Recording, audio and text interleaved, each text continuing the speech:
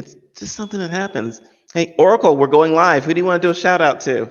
I want to do a shout out to my family, to Finway, my husband, and I want to do a shout out to my sister, and I want to do a shout out to everyone out there who has supported me throughout the years. All right. Shout out to supporters and family. Here we go.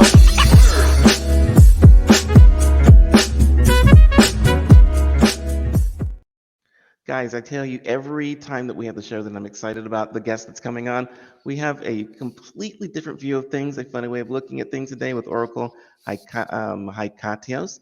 And we're going to dive into the mysteries of the old gods and ancient Greek magic with the Oracle.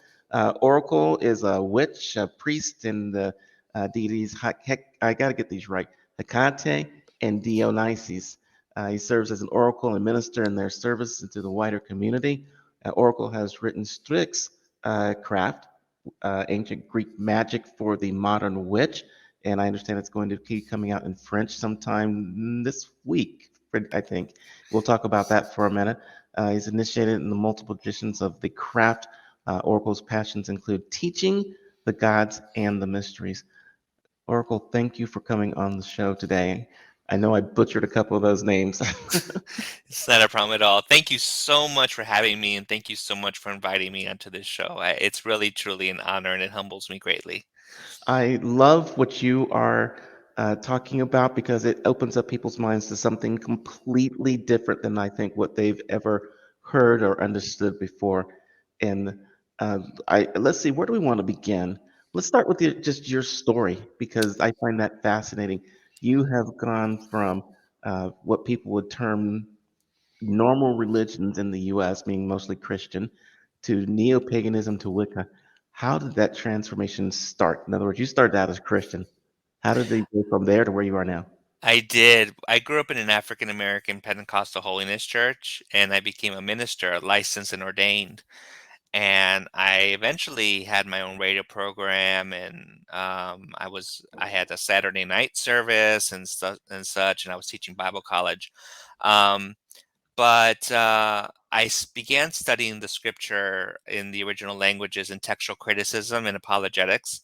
And I realized over time that the doctrines of the church did not line up with what was actually said in the scriptures and the actual evidence of the scriptures.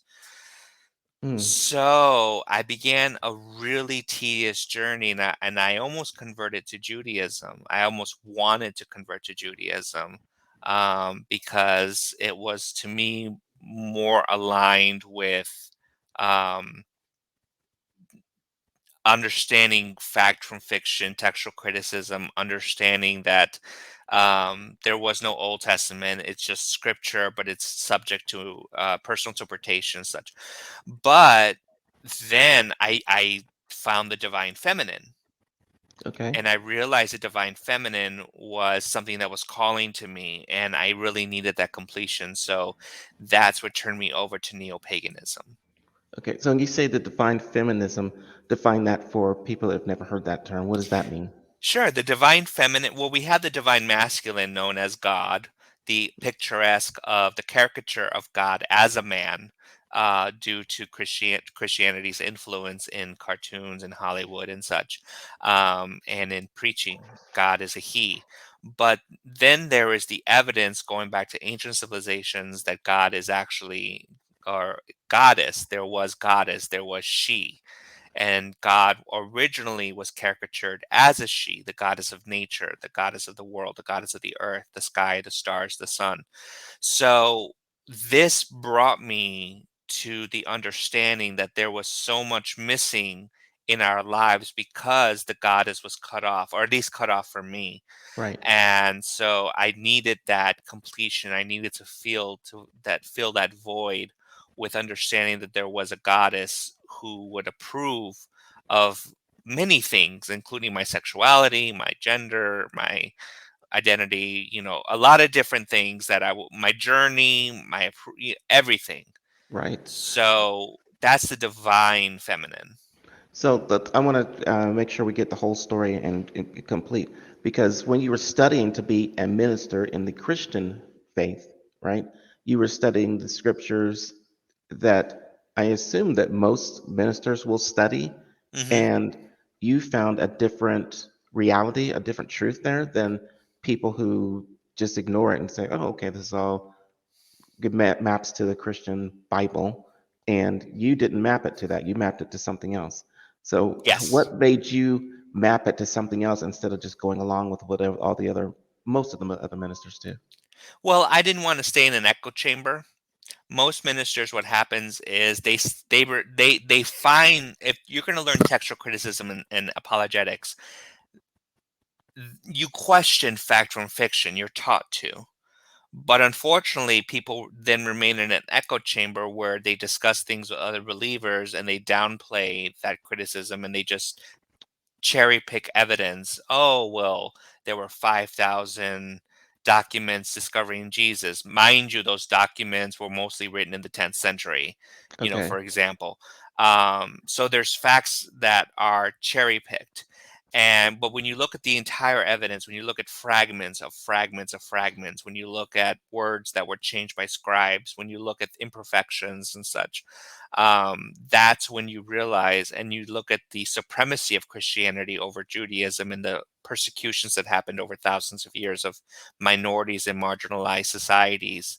Um, you realize something is wrong with the religion that you're in. Okay. Something is wrong. Something is not right. And so it led me to a very different conclusion. Gotcha. Okay, so you used the same text that everyone else did. You came to a different conclusion than they did. You went on to neo-paganism. Now, out of neo-paganism, you moved from there into Wicca. Now, how did that story happen? Well, actually, I moved from neo-paganism. My first path was as learning Druidry, and Druidry is the path of learning about the cycles of the seasons. It's about getting in touch with the earth itself. It's very similar to Wicca, except it it predates Wicca actually by about 300 years. Modern Druidry does. And Druidry is very much it's about wild wisdom. It's going amongst nature. It's touching the trees and the forests and the herbs and being very connected to the education that comes with it. So it's very different. It's more Uh-huh. wild, and I would say, and wild, and so more wilderness oriented. So Druidry was my first path, and I followed that, and I'm a member of two Druid orders. And Okay. then after that is when I discovered what became known as Strix Craft, Strix Craft, Okay. and that's a And tradition that I developed uh, now, as where I does as I teach it. There's another Strix Craft, but this one specifically is one that I developed that you find in the book. okay? So Strix Craft is what you developed. That your version of Strix Craft is what you developed, and that's what your book is about. And is that part of your Wicca belief or the Druid belief? It is neither. It is actually tied to Greek witchcraft, which is a very different witchcraft. Let me explain if I could. Oh, please do, because I think most of the people we've had on are more of the Celtic witchcraft, and you are into the Greek witchcraft. So I know that Caden is listening intently to this part. So please tell us. Greek witchcraft is rooted in not in the classical tradition, which we call the Athenian tradition of Athens and such, which is where we get where we understand the poems of Homer and the poems of Hesiod, which is what most of us learn in sixth grade English class, or in some form of English class when we learn the myths about the 12 Olympians and such. Greek witchcraft is mainly concerned with the goddess Hekate, and the witches were called the Strix, and it is the root word of many words for witch today in Eastern Europe, and whether good or for ill, because many people refuse to be called that word because of Christian influence. Hmm. But be that as it may, um, the Sticks, they were women who could transform into owls, and they could fly by night, and they could what's called do a ceremony called drawing down on the moon, which is basically cause a lunar eclipse, and by that they could um, which is mythically that's what they could do, and they worked with poisonous herbs to curse and to heal.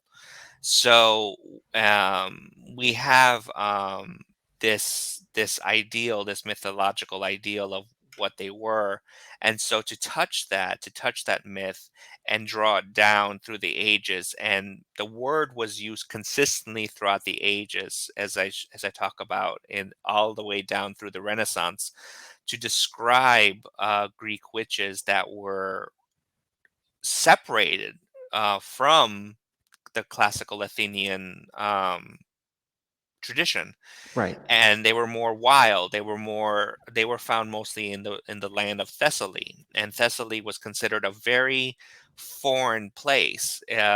Thessaly was a place north of Athens, which was considered a very magical place because it was considered the land where the gods and the Titans had their final battle, Ah. and many mythical creatures came from there, such as centaurs, and many of the heroes like Achilles and Jason were taught there, and the Strix lived there, and so it was a very mythical, forbidden area to many Greeks. It was very exotic to them. You know what's interesting about this is I think most kids in the U.S., right, are taught Greek mythology, but it's not taught. It's taught with the Greek gods, and you learn all the cool stories and all that kind of stuff. But for people living at the time, and maybe people now, it's an actual religion. And do those gods still exist? Are they still around? Um, Yes, okay, yes, very much so. We have a religion. We have a religion called Hellenismos, which is recognized finally in Greece as of a few years ago. Um, which was a win because the Greek Orthodox Church, their church and state are united. The Greek Orthodox Church fought for so long to not recognize Hellenismos as a valid religion, the revival of the Greek gods, and there was a fight for so long going back to the Renaissance to recognize Greek gods as existent deities aside from the Christian God. So we're going back hundreds of years of a fight to recognize the Greek gods in various aspects. Now, wow, we do have modern people who revive the worship of the gods, known as Hellenic polytheists, that is, Greek worshippers who believe that the gods exist outside of ourselves, they are independent beings.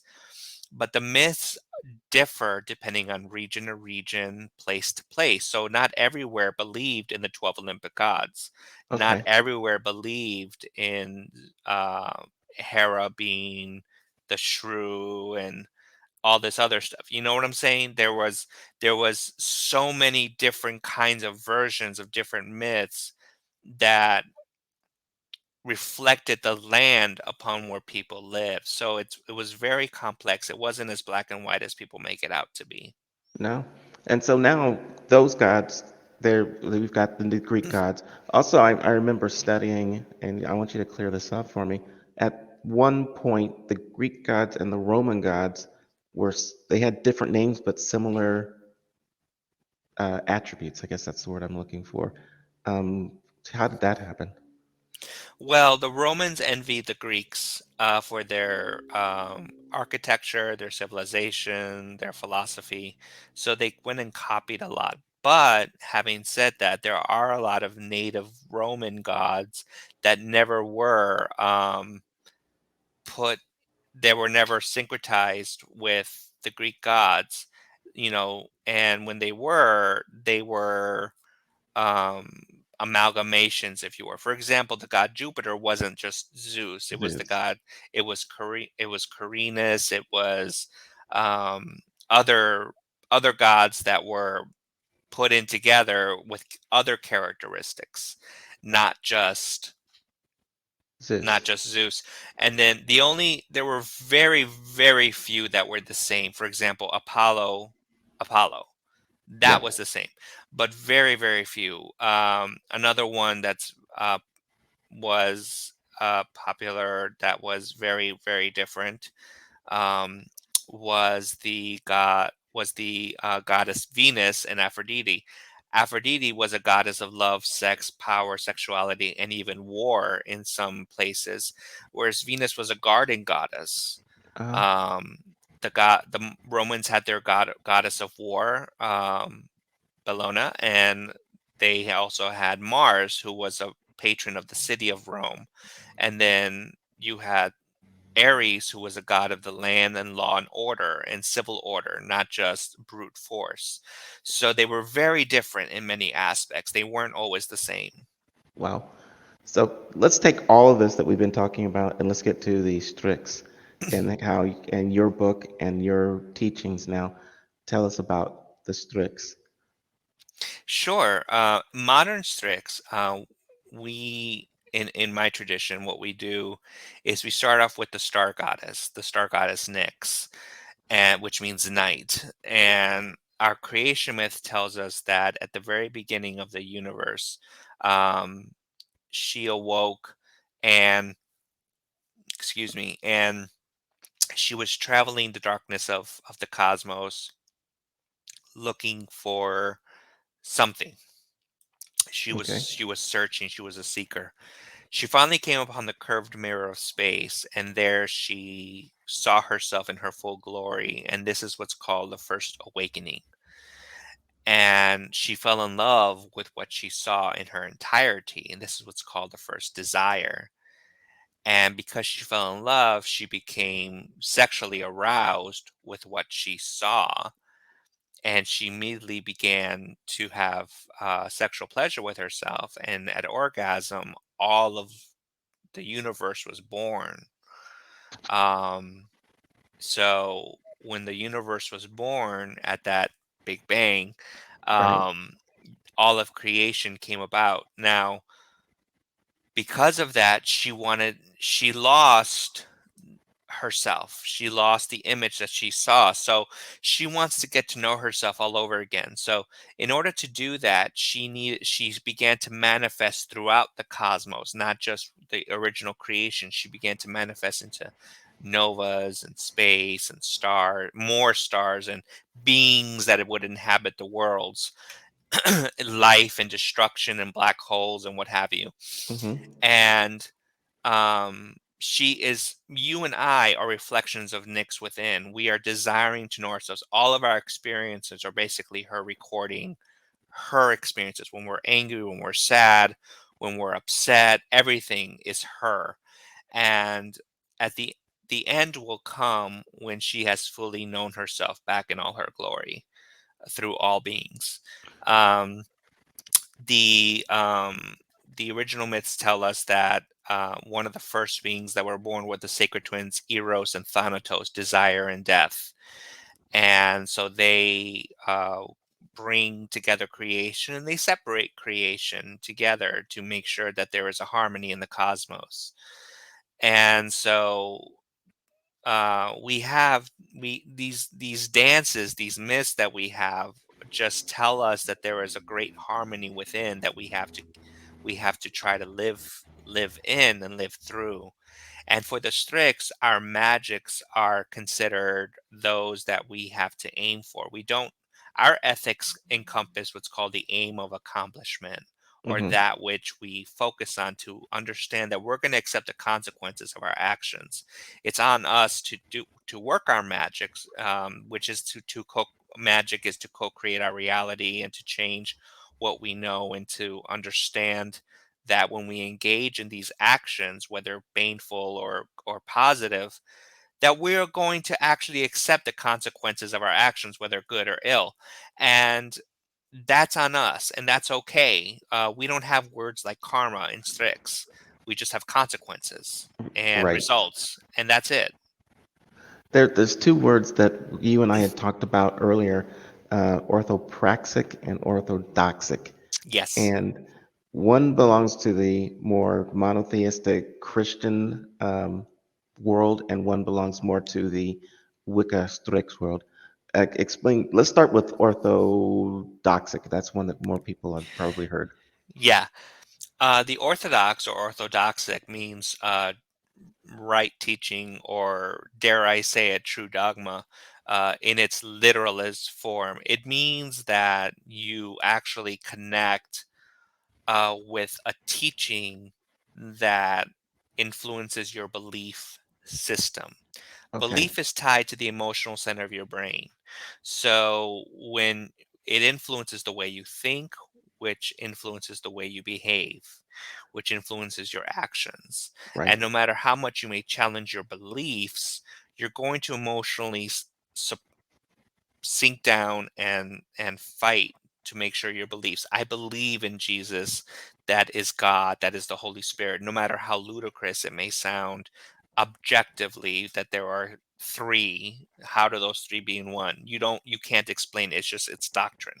Okay. Um, there is a doctrine of salvation which differs from denomination to denomination. How do they explain it? Everyone's a heretic but me. Right. I have the true teaching. Uh, you know, how do they explain the Eucharist or the communion? Well, I have the true teaching. It's literally the body and blood of Christ. Oh no, it's symbolic. It's fighting the belief system up here. Yes. That is the dogma. And no matter how you do it, they don't have to practice to be a good Christian. All they have to do is believe in Jesus Christ, and that's it. They're a Christian. Okay. So that's orthodoxic. Now let's Yes. talk about the Strix and orthopraxic. Orthopraxic means right practice, which means it's not so much what we believe, it's what we say and what we do that considers what we consider the ethos of our religious practices. For example, um, when we get together, when Wiccans or Strix or whatever our religious faith gets together, and we celebrate the seasonal cycles and we celebrate the gods, what we end up doing, what we end up doing is we end up um, understanding that our practices are what unite us. Our beliefs don't matter. We could have atheists, pagans. We could have polytheistic. We could have deists. Hmm. Um, but we all come together because the aim of it is to celebrate life, is to celebrate the seasons, is to celebrate the cycles of nature, however we do it. Gotcha. And we do it to for the aim of making sure that all of us understand that our identity is what unites us. So it doesn't matter what we believe. We can debate what we believe around the cauldron, as it were, all night long, and that does happen. Do you believe the gods are real? Do you believe the gods are psychological projections? Do you believe that how we create sacred space is the same or different or blah blah blah? Right. But it's what we practice that matters. Our beliefs, they are subject to change. Gotcha. That is a mind-altering way of looking at things, especially if you come from a monotheistic and book-driven um, practice, I guess, right? Yes, Okay, very much so. excellent. And so your book about the Strix goes into more detail about these sorts of things and how to understand them.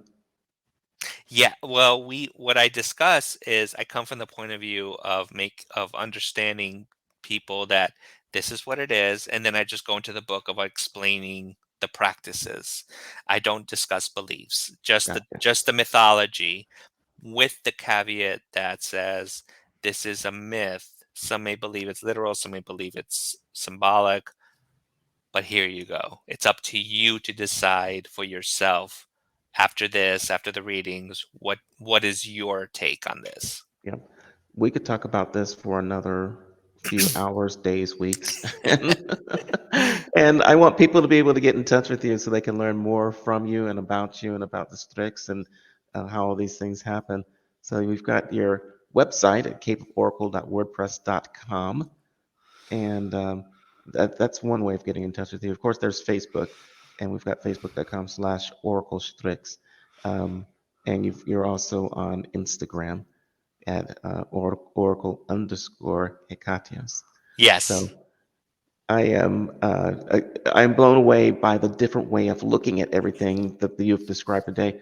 And I have to say, one of the goals of the show is just to give people a new way of looking at things. Whether they believe them, don't believe them, it doesn't matter, but be able to talk and understand things. And you have opened my mind to a new way of looking at things. Thank you so much for that.